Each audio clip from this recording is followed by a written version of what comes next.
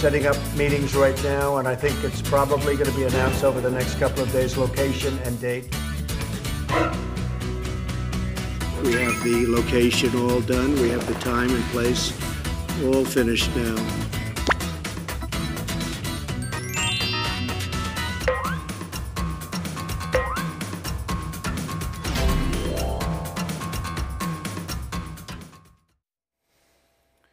북미 정상 간의 만남이 언제 어떻게 이루어질지 아직 내다보기가 쉽지 않습니다. 어떤 변수라도 생긴 걸까요? 김열수 한국군사문제연구소 안보전략실장, 오경섭 통일연구원 연구위원과 얘기해 보겠습니다. 두 분 안녕하십니까? 안녕하세요. 네, 앞서 보신 것처럼 금방이라도 이 일정을 발표한다던 트럼프 미국 대통령. 나흘째 아무 언급이 없습니다. 이걸 두고 여러 말이 나오고 있는데 왜 그런 걸까요? 예, 저도 좀 걱정입니다. 워낙 뭐 흥행을 좋아하는 분이긴 하지만 이건 흥행하고는 진짜 관련이 없는 얘기거든요. 북한의 핵 문제는 뭐 한반도의 문제이기도 하고 동아시아의 문제이기도 하지만 전 세계의 문제이자 미국의 문제이기도 한 거거든요. 그래서 이걸 가지고 흥행몰이하기 위해서 이렇게 사람들한테 궁금증을 불러일으킨다고 저는 생각하지 않고요. 조금 이제 신중하게 접근해야 될 필요가 있는 것이 제가 볼 때는 아무래도 지금은 이제 물밑은 계속해서 접촉을 하고 있을 텐데요. 북한이 생각하고 있는 미북 정상회담의 의제, 또 미국이 생각하고 있는 미북 정상회담의 의제가 좀 차이가 나지 않는가. 그래서 이런 것들을 두고 조율하는 과정 속에서 계속 이 날짜가 좀 뭐라고 할까요? 아직까지 발표를 못 하고 있는 게 아닌가 하는 게 첫 번째 생각이고요. 예.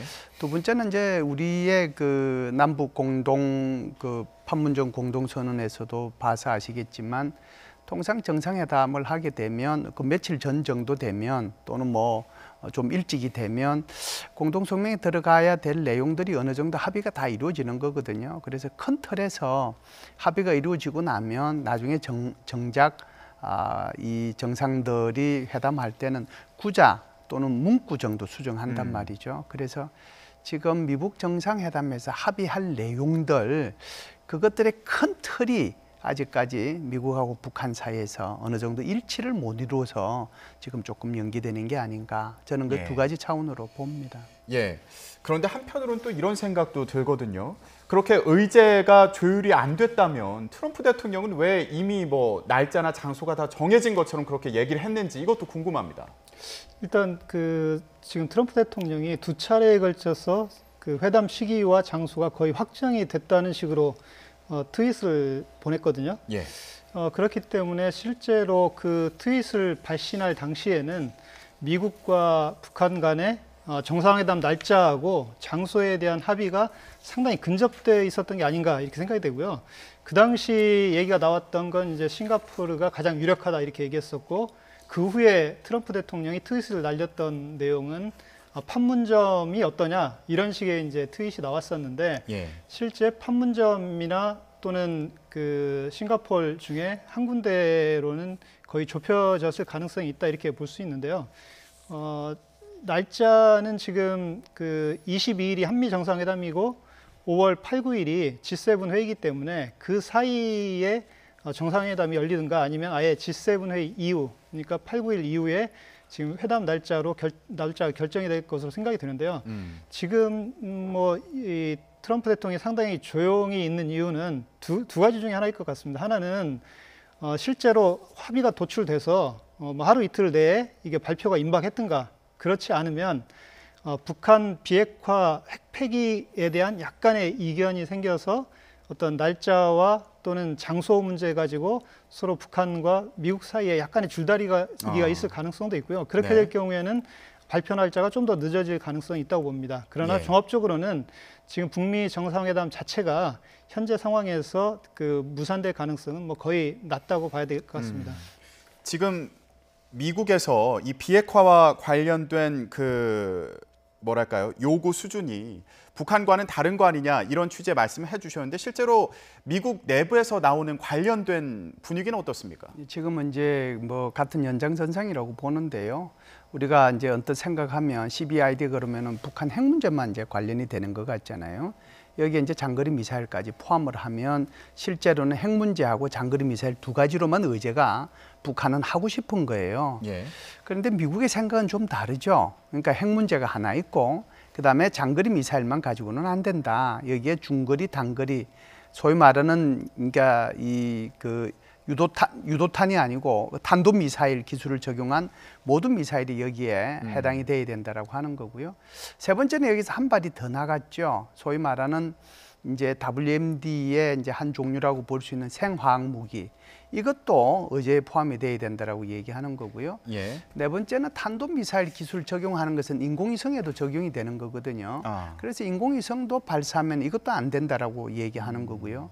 마지막으로 이제 북한의 인권 문제도 며칠 전에 다시 또 뭐 채택이 되고 하는 그런 과정들을 겪었지만 인권 문제도 논의하겠다. 이제 사실상 미국의 입장에서 보면 미국 정상회담을 통해서 테이블에 올려놓고 싶은 게 제가 지금 말씀드린 것처럼 크게 봐도 한 5가지 되지 않습니까? 예. 그러니까 이제 북한 입장에서 보면 최초에 미국 정상회담을 할 때는 핵 문제 가지고만 얘기를 했는데 이렇게 의제가 늘어나면 어떻게 하느냐. 여기에 대한 이제 비판이 있는 거죠. 예. 그러다 보니까 이제 미국 내에서 계속 얘기하는 것은 북한의 비핵화만 가지고는 안 된다. 그래서 이제 비핵화만 가지고 안 된다라고 비판하는 쪽에서 사람들이 얘기하다 보니까 그것이 이제 생화학 무기로 늘어나고 인권 문제도 포함이 되는 거고 그런 식이 되는 거고요. 또 이제 어떤 사람 같은 경우에는 정말 북한 비핵화 그건 믿을 수 있겠는가? 그 사람이 지난 25년 동안에 북한이 해온 그 행태를 보면 그리고 이제 자칫 잘못하면 이 트럼프 대통령이 노벨상에 조금 눈이 멀어서 금방 또 사인해 주면 어떡하느냐? 소위 말하는 미국 내에서도 더 강경파가 있는 거죠. 그래서 이런 것들 때문에 계속 잡음들이 들려 나오는데 이 잡음을 빨리 줄이려고 하면은 가능한 빠른 시간 내에 시간과 장소, 미국 정상회담 그걸 발표하는 것이 그중에 그래도 이런 것들을 줄이는 데 도움이 된다고 저는 생각을 해요. 네, 지금 실장님께서 폐기 대상, 뭐 금지 대상의 범위가 좀 더 확대된 거 아니냐 이렇게 말씀해 주셨는데 그중에 하나로 인공위성을 말씀을 해 주셨습니다. 사실 이전에 북한이 대륙간 탄도미사일을 시험 발사하면서 인공위성을 뭐 시험 발사한 거다 이렇게 주장을 해서 논란이 되지 않았습니까? 그러니까 이 부분도 중요하게 봐야 될 것 같은데요. 예, 지금 인공위성 시험 발사가 북한이 탄도미사일을 그 기술을 개발하는 그 명분으로 내세웠습니다. 대륙간 탄도미사일을 개발할 때 우리는 인공위성 실험을 한다. 그래서 유엔의 어떤 대북 제재 그리고 유엔 안보리 결의 위반이 아니다. 이렇게 계속 주장을 했었습니다.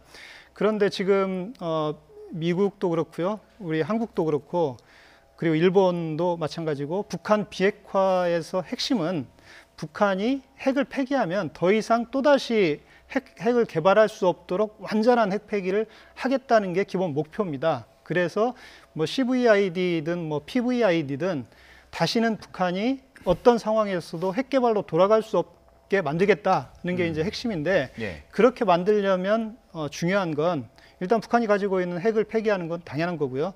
그 다음에 핵을 실어 날릴 수 있는 대륙간 탄도미사일도 폐기해야 되고 그리고 이걸 인공위성 시험 발사라는 명목으로 그 실험을 다시 그 개발을 다시 할 수 없게 만드는 건 당연한 거고요.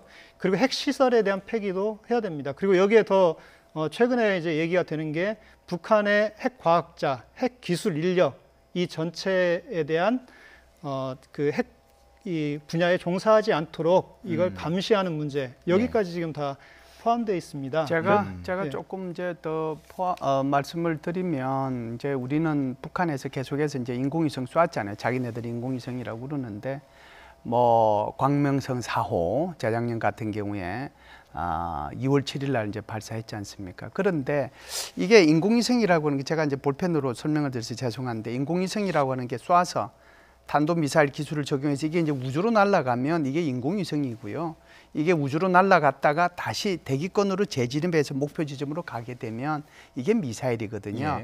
기본적으로 인공위성이나 미사일이나 탄도미사일 기술을 적용하는 게 똑같다는 거예요. 그렇기 때문에 여기에 대해서 제재를 유엔 안전보장 이사회를 통해 가지고 제재 결의안을 낸 거죠. 그래서 북한은 다른 나라는 몰라도 북한은 이 탄도미사일 기술을 적용한 인공위성 발사하는 거 이거 유엔 안보리 결의에서 금지되어 있습니다. 알겠습니다. 지금 이제 두 분 설명을 듣는 과정에서 여러 가지 새로운 용어가 나와서 좀 궁금하신 분들도 계실 텐데 실장님께 좀 여쭤보겠습니다. 네. CVID, PVID 이런 용어를 쓰셨는데 이거 좀 구체적으로 설명을 해주셨으면 좋겠어요. 네, 뭐 CVID라고 하는 것은 뭐 이게 용어가 나온 지는 꽤 오래됩니다. 뭐 아들 부시 대통령 때 나왔으니까 벌써 뭐 그 시기만 해도 20년 가까이 되잖아요. 북한의 핵 문제를 이제 해결을 하는데 어떤 방식으로 해결을 하느냐, 그 목표가 뭐냐, 그랬을 때 완전한 그 해체, 폐기를 한다라고 하는 뜻에서 컴플리트 디스맨틀먼트가 있을 거고요. 예. 그다음에 해체하는 방법에 대해서는 검증 가능하고 되돌이킬 수 없는 방법으로 하겠다. 그래서 verifiable, 그다음에 irreversible 해서 CVID라고 얘기하거든요. 이것이 이제 거의 20년 가까이 미국의 그 대표적인 뭐라고 할까요? 북한 비핵화에 대한 근본적인 비핵화의 목표와 방법이라고 한다라고 하면 이번에 이제 폼페이오 국무부 장관이 여기에 대해서 이제 조금 더 나간 발언을 했죠. 어떻게 보면 같은 맥락이라고 얘기할 수도 있고 또 한편으로 생각하면 조금 지늘보한 거다라고 얘기를 할 수도 있는데 여기에 지금 폼페이오 국무부 장관뿐만 아니라 볼턴 NSC 보좌관까지도 지금 PVID를 지금 찬성하고 나서고 있거든요. 예. 그래서 다른 거는 다 똑같아요. VID는 다 똑같은데 차이가 나는 것은 C냐 그렇지 않으면 P냐 차이잖아요. 예. C는 이제 완전한 거고 P는 퍼머넌트한 거니까 영구적인 거잖아요. 완전한 비핵화라는 말 속에는 사실은 아까 우리 박사님께서도 말씀을 해주셨지만 이 인력들 소위 말하는 그 인공위성 그 핵과 그다음에 미사일을 개발하는 전문 인력들이 있지 않습니까? 이 전문 인력들의 머리는 해체가 불가능한 거잖아요. 그래서 이 사람들을 다른 직업으로 전환을 시켜줘야 돼요. 그래야 이들도 먹고 살기도 하지만 이들이 다시 모여가지고 여차하면은 핵무기나 미사일을 못 만들게 해야 되는 거거든요.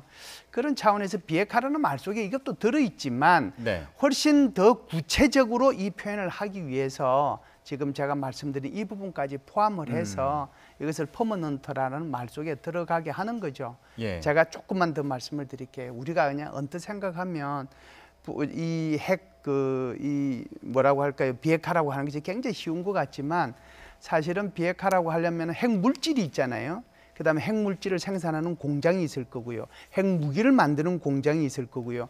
그다음에 그 플루토늄과 그다음에 우라늄을 추출하는 그런 생산 시설들이 있을 거고요. 그리고 이제 이것을 저장하는 시설들이 있을 거고. 그런 시설들 그런 것만 하더라도 지금 작게는 40개, 많게는 100개 정도가 되고요. 영변에 있는 것만 해도 동수 그게 네. 모두 총 건물이 몇 개냐 하는 거 따지면 뭐 400개다고 얘기하는 사람들도 있어요. 그게 다 이제 인공위성을 통해서 보는 거겠지만 굉장히 어려운 과정을 거쳐야 되는 거죠. 굉장히 어려운 과정. 그 속에 지금 바로 다른 것들은 다 물질의 해체나 또는 폐기나 폐쇄나 제3국으로 이동은 다 가능하지만 중요한 것은 과학자들의 머리, 과학자들은 남는 거잖아요. 네. 그분들의 해체 또는 재조정 이것까지 필요하다는 의미에서 P자를 특히 강조한다 이렇게 볼 수가 있죠. 예, 아무래도 지금 북미 간의 이 핵 폐기 방식을 두고도 이견을 보이는 거 아니냐 이런 해석을 해주셨는데 핵실험장 폐쇄와 관련해서도 혹시 이견이 있는 거 아닌가 이런 생각도 들거든요. 이 부분은 어떻게 봐야 될까요? 현재는 이견이라기보다는요. 북한 쪽에서는 핵실험장을 폐쇄하겠다 이렇게 얘기를 했습니다. 예. 폐쇄하겠다는 얘기는 핵실험장에 문을 닫아 걸겠다 이런 의미고요.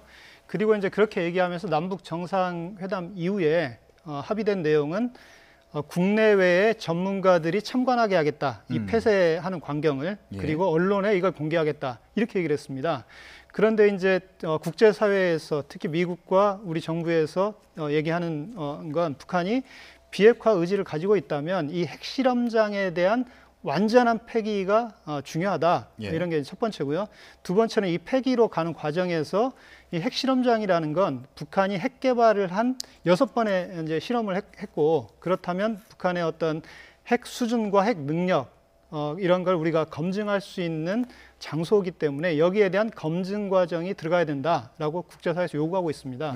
그래서 현재 이 부분에 대해서는 어떻게 절충이 이루어지고 있는지는 아직 확인되지는 않았는데 예. 아마 미국에서는 이 핵실험장을 폐쇄하는 과정에서 완전한 폐기를 염두에 두고 그 폐기 과정에서 여기에 대한 검증을 진행해야 된다라고 하는 걸 요구할 가능성이 상당히 높습니다. 예. 그렇다면 이 핵시설을 사찰을 해야 될 텐데 이게 역대 최대 규모가 될 수도 있다 이런 분석도 있더라고요. 워낙 지금 제가 좀 전에 말씀드렸다시피 워낙 북한의 핵시설들이 산재해 있잖아요. 그게 뭐 시설만 큰 것만 따져도 40개에서 100개, 뭐 영변에 있는 것만 해도 몇백 개 동이니까 사실상 이것을 다 이제 사찰을 다 해야 된단 말이죠. 이제 중요한 예. 것은 사찰하기 전에 북한이 아마 목록을 제출을 할 겁니다. 우리 이런 시설들이 있고 이런 물질들이 있고 이런 물질들은 어디에 가 있고 핵실험장은 어디였고 공장은 어디 있고 하는 것을 전부 다 제출을 해야 돼요. 예. 그 제출된 근거를 가지고 이제 사찰로 들어가야 되거든요. 사찰로 들어가는데 IAEA 요원이라고 하는 것이 얼마 없습니다. 뭐 전체 통틀어서 한 400명 정도밖에 안 되는데 여기에 지금 이란에 이제 한 100명 정도 가 있고 300명 다 투입해도 이거 다 둘러보고 다 사찰하는데 도무지 안 돼요. 그래서 사찰은 우리가 이제 얼른 생각하면 IAEA, 그러니까 국제 원자력 기구 요원들이 사찰하는 것 같지만 우리가 과거의 이라크 사례를 보면요, 유엔 안보리 산하의 에드학, 소위 말해서 보조 기구를 만들었어요. 유엔 안전보장이사회가 주축이 돼서 보조 기구를 만들어서 이 보조 기구가 특별 사찰단 이라고 하는 것을 만들었거든요. 예. 운스콤 뭐 이런 식으로 이제 예를 들어서 미션 이름이 있는데요. 이들이 직접 들어가서 다 보는 거란 말이에요. 그래서 필요하다라고 하면 우크라이나도 그러긴 했지만 IA 요원, 미국 요원, 영국 요원들이 들어갔거든요. 사찰할 때.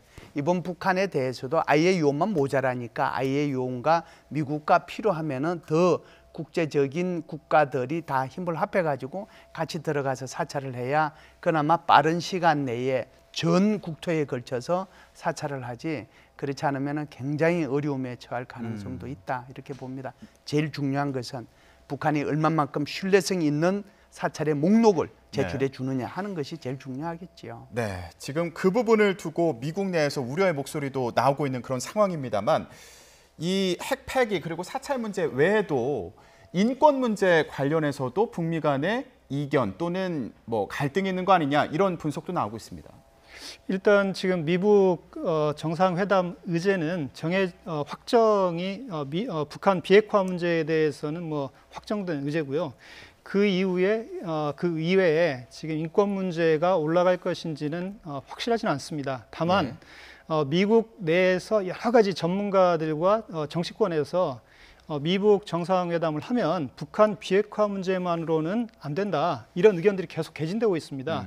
근데 특히 국내에서도 북한 인권단체나 탈북자 단체를 중심으로 북한 인권 문제를 의제로 올려야 되는 게 아니냐 이런 식의 지금 얘기들이 계속 나오고 있기 때문에 앞으로 그 북한 비핵화 문제가 해결이 된다면 북미 관계 정상화까지 갈 수 있기 때문에 그런 것까지 염두에 둔다면 어떤 형태로든 북한 인권 문제의 일정한 개선은 필요할 것으로 생각이 됩니다. 예. 그 인권 문제가 일정하게 개선이 돼야 유엔이나에서도 국제사회 일원으로 받아들일 수 있고 또 국제사회에서 북한에 대한 지원을 할 수 있기 때문에 그런 점에서 북한 인권 문제에 대한 어떤 그 일정한 어떤 거론이나 언급 이런 건 상당히 필요하고 북한 스스로도 인권 문제에서 일정하게 어떤 그 개선하려는 노력은 필요하다 이렇게 볼 수 있겠습니다. 예, 지금 사실 그 미국인 억류자들이 곧 풀려날 거다 이런 전망이 있었는데 아직까지 소식이 없습니다. 예, 뭐 그 보도된 내용들을 보면은 뭐 어제 오늘 뭐 곧 풀려날 것 같은데 계속해서 이제 이게 미뤄지고 있는데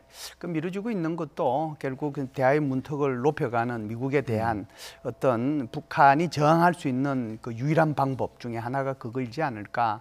그래서 지금 사실상 뭐 원래 계획된 대로라고 하면 비핵화 문제하고 또 미사일 문제만 대의제로 올려서 거기에 대해서 합의를 이렇게 해 나가자라고 하면은 이제 하나의 뭐라고 할까요? 그 어떤 그 좋은 분위기를 만들기 위해서 북한에서는 이제 억류된 사람들 석방하려고 했죠. 그런데 지금 이제 대화의 문턱이 점점 올라가니까 그러다 보니까 이제 북한도 이 석방을 이제 선뜻 하지 못하고 조금 뒤로 미루는 것 같습니다. 하나만 네. 더 추가적으로 말씀을 드리면 저는 이제 이런 생각을 해요. 그 예를 들어서 인권 문제도 좋고 화생방 문제도 좋고 이거 전체적으로 보면 북한이 다 풀어야 될 문제라고 저는 봅니다. 기본적으로요. 그런데요, 이 모든 것을 다 올려놓으면은 이게 저는 회담 자체가 안 될 것 같다는 생각이 들거든요. 그래서 미국 스스로가 이 문제들에 대해서 그러니까 북한이 비핵화를 완전하게 정말 영구적으로 퍼머넌틀리하게 하기 위해서 압박의 요소로서는 필요할지 모르지만 정작 이것을 테이블로 올려놓으면 이거 하지 말자는 거하고 똑같은 거예요. 그래서 여기에 대해서는 조금 객관적으로 우리가 바라볼 필요는 있다 이렇게 봅니다. 네. 지금 북미 정상회담 일정이 생각보다 빨리 안 나오면서 북미 간에 이러저러한 이견이 있는 거 아니냐 이런 분석이 나오고 있는데 이런 가운데 지금 김정은 위원장이 중국을 방문한 거 아니냐 이런 소문도 나오고 있습니다. 이건 어떻게 봐야 될까요? 일단 지금 중국 방문한 건 정확히 확인된 건 아니기 때문에 확정적으로 말씀드리기는 어려운데요. 만약에 김정은 위원장이 지금 중국을 방문했다면 그건 중국과 북한의 상호 필요에 의해서 방문이 이루어졌을 가능성이 높다고 봅니다.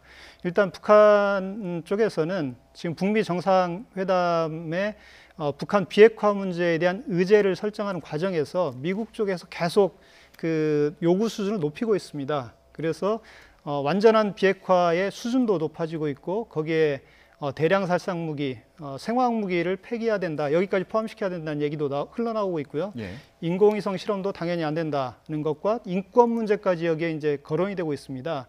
그렇기 때문에 북한으로서는 북미 회담에서 자신들이 좀 더 우위를 점하기 위해서는 중국과 상당한 관계 개선이 필요하다 이렇게 볼 수 있겠습니다. 그리고 이후에 여러 가지 어떤 협상 과정에서도 중국은 그동안 전통적으로 자국의 어떤 국가 이익의 차원에서 북한의 우호적인 태도를 계속 보여왔습니다. 그리고 북한의 어떤 비핵화 문제에 대해서도 완전한 북한이 먼저 핵을 폐기해야 된다는 입장이기보다는 미국에서 북한에 대한 체제 안전을 확실하게 보장해줘야 북한이 핵을 폐기할 수 있다. 이렇게 북한의 요구를 사실상 대변하는 그런 입장을 취해왔기 때문에 북한으로서는 향후 북미 회담에서도 중국과의 어떤 관계를 확실히 함으로써 자신들의 어떤 체제 안전을 보장하는 과정에서 또는 미국과 협상 과정에서 중국의 지지를 기반으로 협상에 나서려고 하는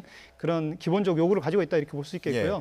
중국의 입장에서는 지금 한반도 문제에서 중국이 소외되고 있다 이런 지적이 나왔습니다. 특히 남북 정상회담에서 보면 종전선언할 때 남북미 3자 또는 남북미 중 4자 회담을 통해서 종전선언을 할 수 있다. 그리고 평화협정을 체결할 수 있다. 이렇게 나와 있기 때문에 남북미 3자가 될 경우에 중국이 자칫하면 한반도에 여러 가지 그 안보 질서가 재편되는 과정에서 자신들의 어떤 군사안보적 이익을 관철시킬 수 없기 때문에 중국으로서도 북한과 굉장히 긴밀한 관계를 맺는 것이 상당히 중요하기 때문에 지금 김정은의 어떤 중국 방문이 이루어진 게 아닌가 이렇게 생각이 됩니다. 예, 실장님 보실 때는 지금 상황에서 중국의 역할은 어떻게 볼 수 있을까요? 중국의 역할요. 중국의 역할은 어떻게 보면 사실은 지금 한반도 비핵화에 대해서 훨씬 더 적극적으로 나와야 되는데 여러 가지 중국은 복잡한 생각을 하고 있는 것 같습니다. 그래서 어찌됐든 지금 이제 더 큰 틀에서 보면 미국하고 중국 사이에 여러 가지 갈등들이 있잖아요. 그러니까 예를 들면 미국이 대망 여행법을 만들어 가지고 공직자들이 서로 방문할 수 있도록 해주고 있고, 그다음에 2018 국방수권법을 통해 가지고 미국의 함정이 대만을 기항할 수 있도록 해주고, 지금 이제 미국과 북한 사이에 이루어지고 있는 무슨 몇백억 달러 규모의 이 지금 관세, 이건 아무것도 아니에요, 사실은. 이제 중국 입장에서 보면 이게 미국이 대만을 이용해서 나를 자꾸만 이렇게 대만이라고 하는 지렛대를 이용해서 나한테 이게 견제를 하고 겁박을 하고 이러는구나, 이런 생각을 중국 스스로가 할 수 있거든요. 반대로 얘기하면 중국은 북한 핵이라는 그 지렛대를 이용해서 미국을 견제할 수 있다는 생각을 가질 수도 있다는 거죠. 그런 차원에서 보면 중국이 이 비핵화라고 하는 한반도 비핵화라고 하는 큰 틀에서 절대로 벗어나지 않도록 하는 그런 노력이 미국은 지금 필요한 시점이라고 봐야죠. 예, 알겠습니다. 북미 정상회담을 앞두고 한반도 정세가 어떻게 풀려갈지 지켜보겠습니다. 네, 오늘 말씀 여기까지 듣겠습니다. 두 분 고맙습니다.